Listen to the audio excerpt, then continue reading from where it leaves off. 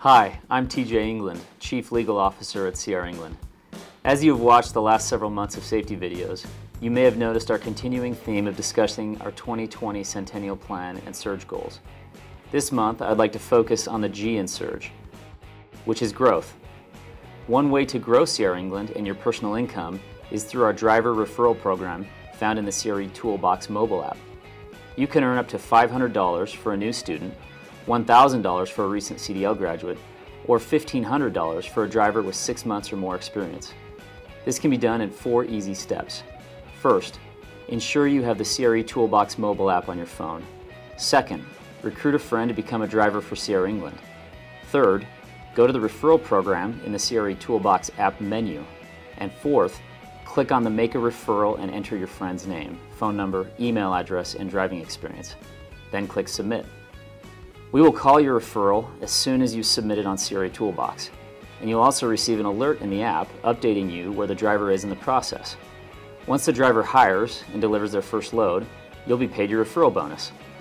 Not only is this a great opportunity to earn additional income, but it gives you a chance to work closely with the people you know and enjoy being around. We hope you try it out today. We'd also like to wish you a safe and happy Independence Day. Over 240 years ago, the Declaration of Independence was signed. We are thankful we can celebrate the freedom the country offers and honor everyone that has fought for our beautiful country. Thanks to all of you for your service and passion to move America's freight. We strongly believe that truck drivers are the lifeblood of this country. We are very grateful for your service and commitment to safety and professionalism.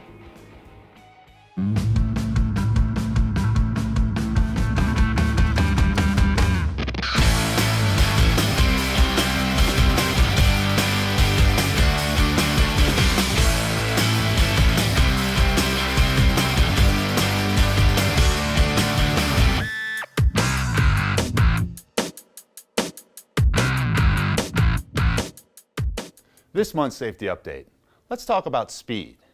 Speed for conditions and speed as it pertains to rollover prevention.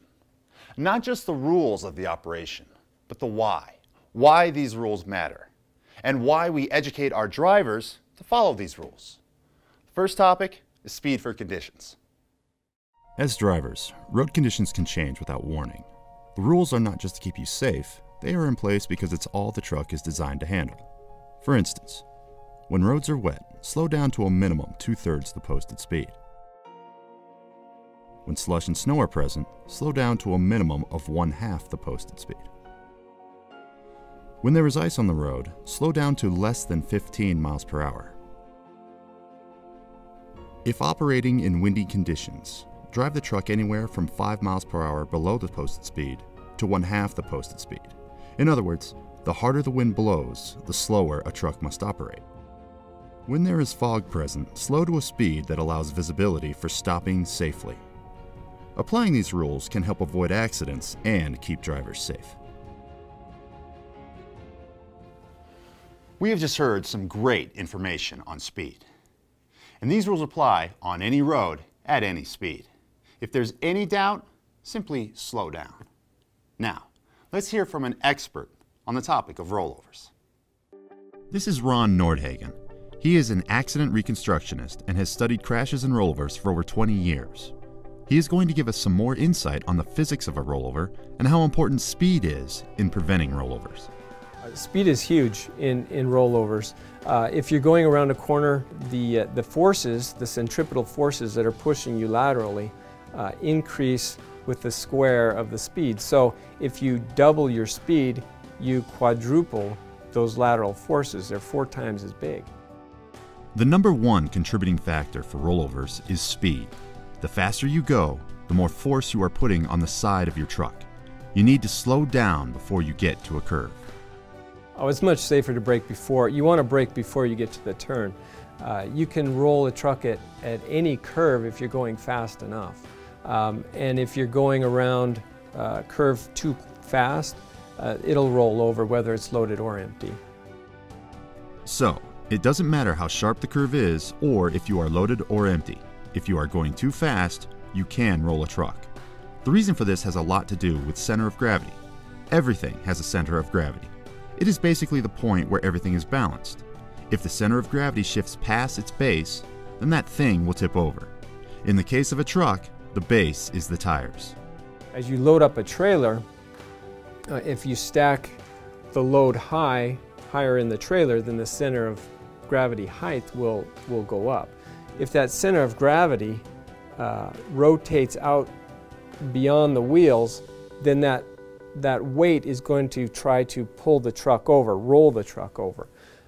And if it's higher, you need less roll to get that point outside of the wheels. If something has a low center of gravity, then it's harder for it to roll over. That's why it's so hard for a sports car to roll over.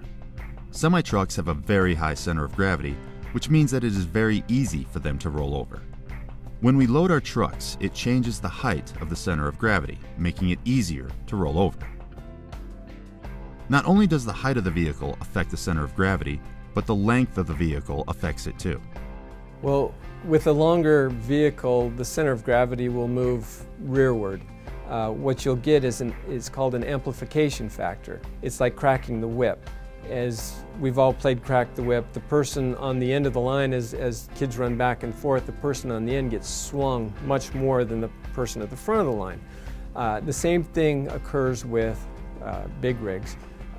So as the front of the vehicle turns one way or the other, that movement can be amplified to the rear of the vehicle. And that's why when a vehicle rolls over, it's the rear of the vehicle that begins tipping first. The amplification factor is very apparent in this video. As you can see, the driver is taking this curve way too fast. As he swerves to stay in his lane, his movement is amplified to the rear of the trailer, which starts rolling from the back and then pulls the tractor over with it. This is one of the reasons you need to take curves, turns, and ramps at slower speeds. Refer to your procedures manual for recommended speeds. Another cause of rollovers is when a driver is fatigued or is not paying attention and the truck leaves the highway. Many times the driver tries to turn back onto the road, but overcorrects and causes a rollover. Upon leaving the highway, they should immediately try to slow down the vehicle, and then you can pull back up onto the roadway.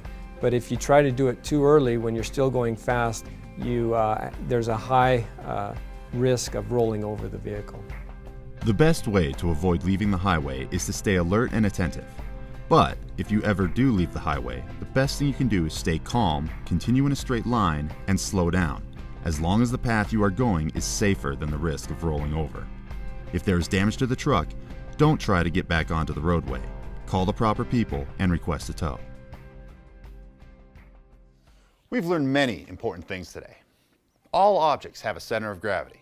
Some are high and some are low. The trucks at CR England have a very high center of gravity. This means speed reduction and extra care are needed when entering turns, curves, and ramps. We also learned that if a truck leaves the highway, it's better to slow down and come to a stop than to try to abruptly re-enter the roadway. For Road Smart Safety Update, I'm Matt Quayle.